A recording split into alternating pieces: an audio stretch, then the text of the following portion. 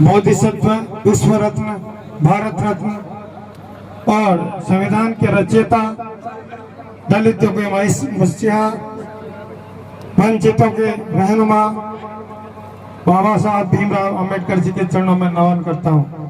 साथ ही मैं नमन करता हूँ बहुजन समाज में जन्मे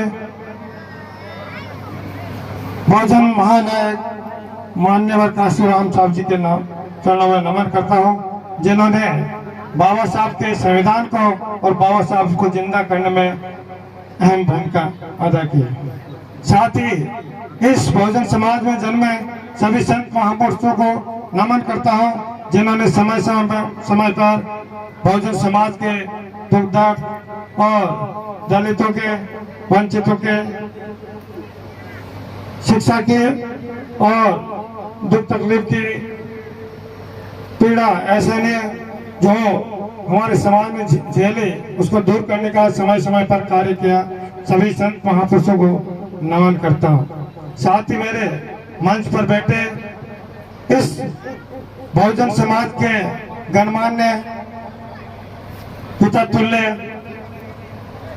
बुजुर्ग और हमारी बहनें, माताएं और मेरे साथी जो इस प्रांगण में बैठे हैं, सभी का हार्दिक अभिनंदन, धन्यवाद।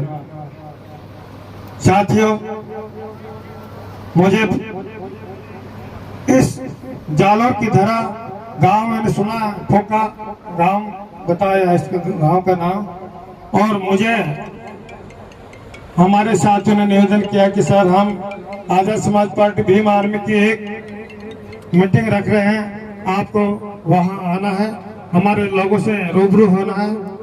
आप लोगों ने मुझे यहाँ बुलाया और मेरे साथ जो भीम आर्मी स्टूडेंट फेडरेशन के साथी प्रदेश अध्यक्ष सुनील भिन्ना जी भी यहाँ चलकर आए।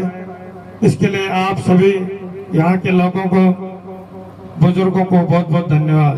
साथ ही मंच पर उपस्थित हमारे इस संभाग के प्रभारी और हमारे सीनियर साथी प्रदेश कार्यकारिणी के मुकेश जी और सरपंच साहब और अन्य गणमान्य पदाधिकारी जो इस मंच पर विराजमान है, सभी का हार्दिक आभार। साथियों, हमारे मुकेश जी जो आपके इस क्षेत्र में काफी सालों से काम कर रहे हैं, उन्होंने आपको बहुत कुछ बता दिया और हमें इस बहुजन मूवमेंट को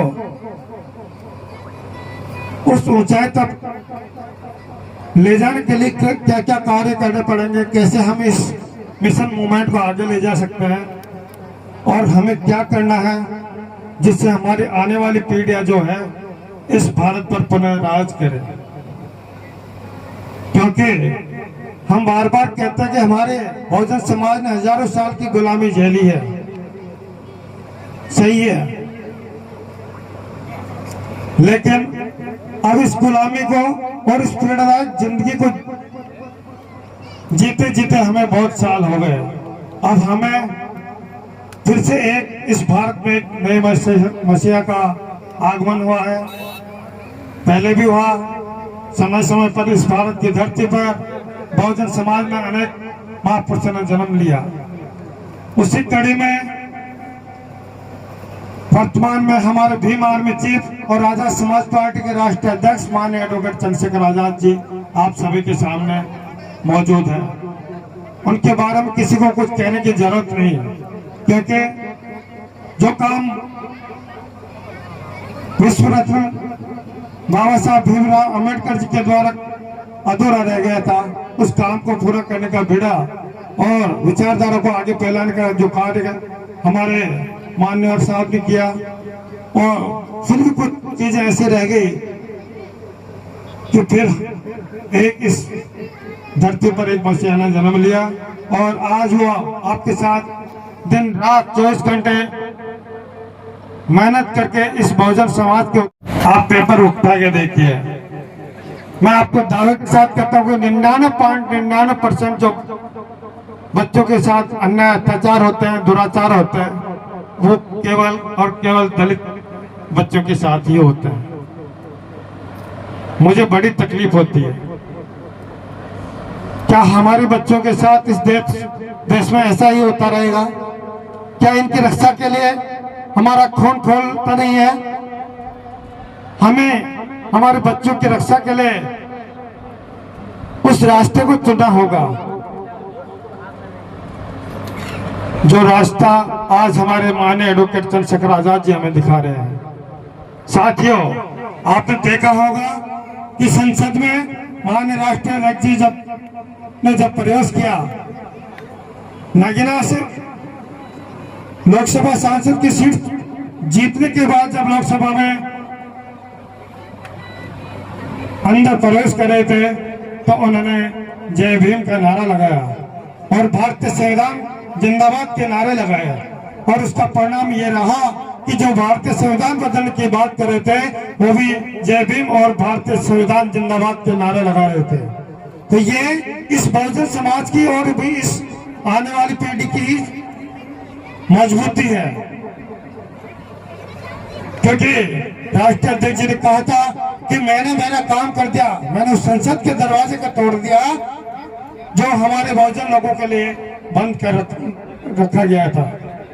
तो साथियों, अब हमारा काम है कि हम इस संसद में, इस विधानसभा में हमारे लोगों को कैसे जीता कर वहां भेजें ताकि वो हमारे लोगों के लिए लड़ाई लड़ सके।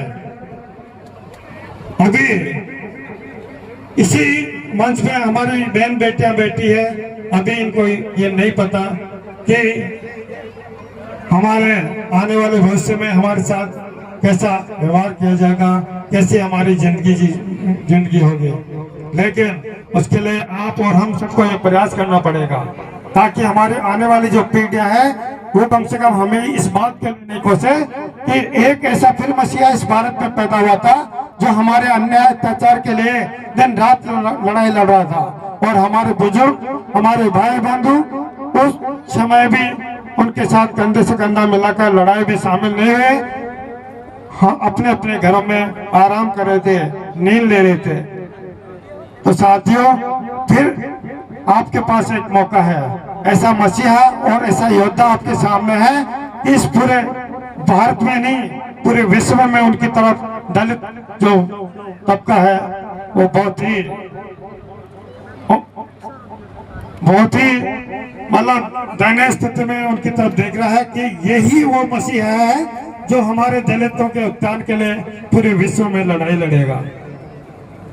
तो मैं ज्यादा क्या कहूँ, हमें इस क्षेत्र में हमारे जो गोंडा मनाली से पिछली बार भी चुनाव में हमारे प्रत्याशी खड़े हुए थे और इस क्षेत्र से बहुत अच्छे वोट उन्होंने हासिल किए थे। ये हमारा पहला प्रयास था, लेकिन फिर हम ये प्रयास करेंगे और हमारे जो भाई मुकेश जी ने कहा था कि हम लाखों की तादाद में इस वोट बैंक को बढ़ाएंगे।